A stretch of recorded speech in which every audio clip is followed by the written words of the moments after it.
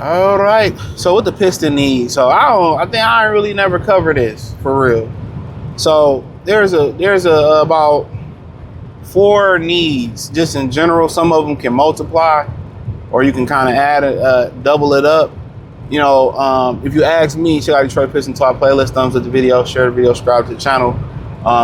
The biggest, the biggest need, I mean, is somebody that can score. That's a professional scorer. I said it before. I don't think K want to go out there every night and have to be the leading scorer, and that's why people kind of getting it mixed up. Oh, he's really not a point guard. He's a two guard. He's not. His game doesn't scream two guard. It only screams two guard because he has to score. You don't have nobody else that he can really rely on to go get 20, 25 points a night. That's what he really needs. And I think that's the number one guy. Now, does it have to be Kyrie Irving? Does it have to be to a level of as a backcourt mate? I mean, wherever you get the scoring from, you get the scoring at the 4, the 3, the 2, it's really positionally. But I think it's somebody who can have the ball in their hands and just can go get it. It don't have to be, Donovan Mitchell. It don't have to be a James Harden, a Jalen Brunson. It doesn't have to be, a guy like that. You look at guys, a multitude of guys that can help them out. I mean, a Benedict Mathurin guy. He more of a 3-and-D type guy, but that will work in the backcourt. I think he could be able to score in the way he able to slash and attack the basket. They could have had him over Jaden Ivey, but I'm not saying Ivey looked like he was going to be a great fit, got injured. But I think more of a guy that can, get a but. If you go with a Benedict Mathurin, then it goes to no particular ranking after that one. Then you need a guy off the bench that can really just flat out score and handle the rock and just get a bucket. A guy like Norman Powell, Bojan Bogdanovic, the one out there with the Clippers, that's a free agent. You need a guy that can just come off the bench and just be a professional scorer at that point. So I think you need that anyway, along with whoever. I mean, a guy like Zach LaVine, I know the thing is he's never won in the NBA. I mean, but shit, he been in Sacramento, he been in Chicago, he been in Minnesota. You know what I'm saying? Like, he ain't been in the best of the positions, you know what I'm saying?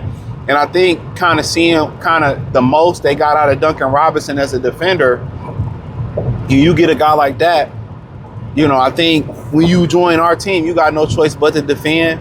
I think he can do what he do best. He can just flat out score. K, find him and K, a deadly backcourt.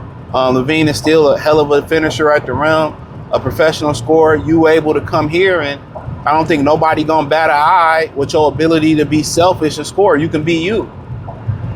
He can shoot it. I mean, he could just come in and be him, and defensively, they're gonna ask for you to guard. But your job ain't that hard with Asar Thompson, K, Cunningham, whoever they got. They all play defense. So there's going to be lineups where he going to be the primary ball handler getting the bucket. There's going to be lineups where him and Cade out there together. Him, Cade, and Dennis Jenkins out there. I mean, 1 year, but if you want to go to more upper echelon route, you start talking about Kyrie Irving. It's another guy you look at, his window may not be as open as Zach LaVine in age, but championship experience, flat out scorer. McCollum is a free agent, It's another guy that they could have got at the trade deadline. You see what he do in the playoffs. Obviously there'll be some adjustments playing with K. There were some adjustments in Atlanta. I think he fit just fine eventually. You can go out there, get a bucket, facilitate. You put him out there with a K Cunningham, strong character guy, I think might be the NBA Players Union president, strong character guy. The guy that going to deliver in the playoffs. Guess what? A smaller type of guard by today's measure, you put him next to a bigger guard with K Cunningham.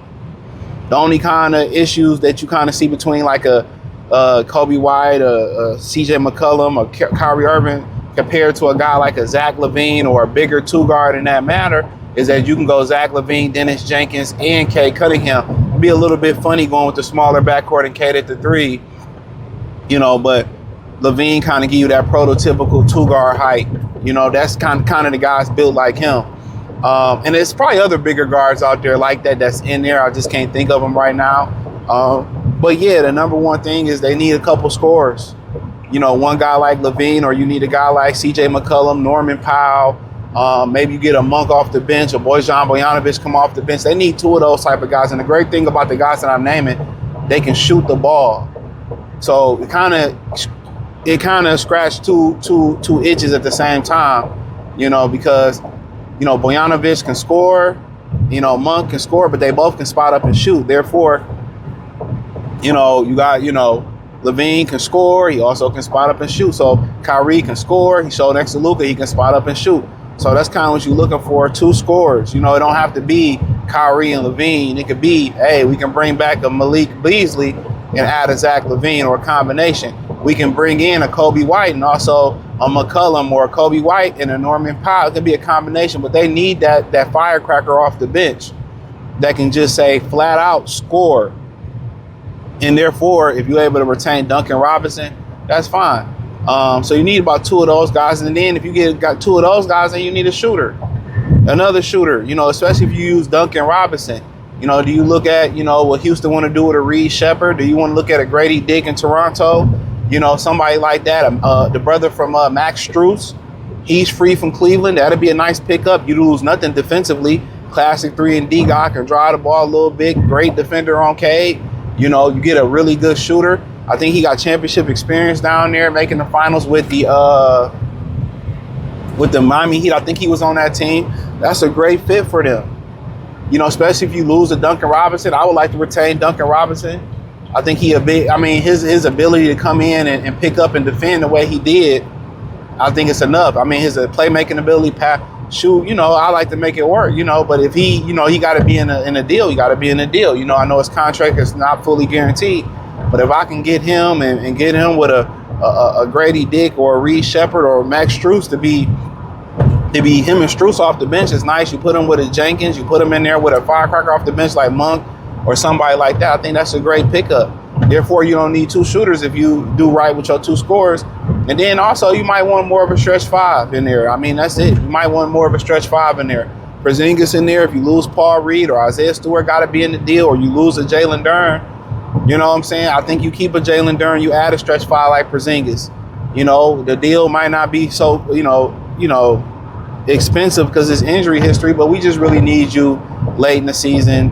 Championship caliber type stuff, or you to come in and give us some good minutes for good 20 minutes in the playoffs, just to give us a different look. Great shot defender. You lose nothing defensively, or any other stretch five that you can find that can stretch the floor out, shoot it, rebound a little bit.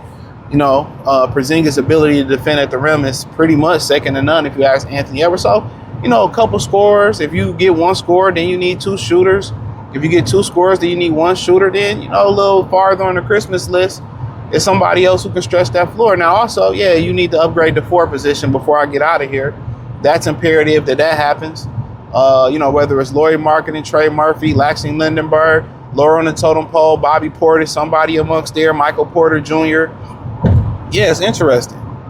But the thing that kind of makes, Trey Murphy and Yaxel Lindenberg org a little bit more attractive is that they can defend. They can defend. That's what they can shoot. They can defend. They can score. They can score a lot of it. And I think they can grow into that role. So if you want to be a little bit more expensive, next to Cade Cunningham and behind him with the shooters and the scorers, a little bit. Guess what? Laxton Lindenberg is your guy. If you want to splurge at the forward position, you got a plethora of guys that you can get that's not too expensive. I don't think McCollum gonna get maxed out. No disrespect to him. I don't think Powell will get knocked out, but he gonna get up there because he'll want a guy. But I don't think Monk is there. Not a bad contract. LaVine is on the expiring $49 million contract. That's a good deal now.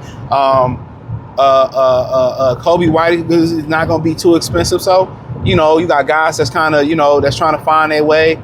Strus won't be too expensive. You got guys that's trying to find their way in the league like Grady Dick won't be too expensive. So, they got a plethora of guys where they can look at it and make something shake. So, ideally, it's going to be – they can do a lot of things. But, when you go big, when you start talking about Kawhi Leonard and you start talking about Devin Booker, guess what? You sucking up resources. You putting all your resources in one player. And today, a lot of these players don't really have the attrition to, go to big three or go to a big guy, and then you suck resource from other players. I think they kind of want to go even Stevens a little bit more about how they want to fill the board out. Now, if we talking about a guy that I can get, that's worth probably draining your resources for it. I mean, it ain't too many of the guys out there, to be honest, you know. But, you know, you talking about Anthony Edwards, you know, a guy like Paulo Parancho, just throwing names, not saying they're available, not saying that at all, you know. You start talking about top guys like that, you know, but you talking about Asian guys like KD, Kyrie, you know what I'm saying? And you putting that much capital and money into them, and if you don't win and you have to sell off Jalen Duren, or you have to get away a nice portion of the roster to make it work, or not being able to upgrade the roster the way you see fit, it just got to work. You don't have to have big names to work. It just got to work. You got Cade. Now you got to make it work. So, you know, that's just my opinion on it. But, hey, man, thumbs up the video. Share the video. Subscribe to the channel. Check out Detroit Pistons Talk playlist. Find me on X, Facebook, Kick, Twitch, Instagram, Spotify, Anchor, Cash App, Venmo, PayPal. Appreciate the love and support. Let me know what you girls and guys think in the comment section. Check out Detroit Pistons Talk playlist for more videos like this. And like I said, hit the link in the description and say find me everywhere. X, Facebook, Kick, Twitch, Instagram, Spotify, Anchor, Cash App, Venmo, PayPal. Peace.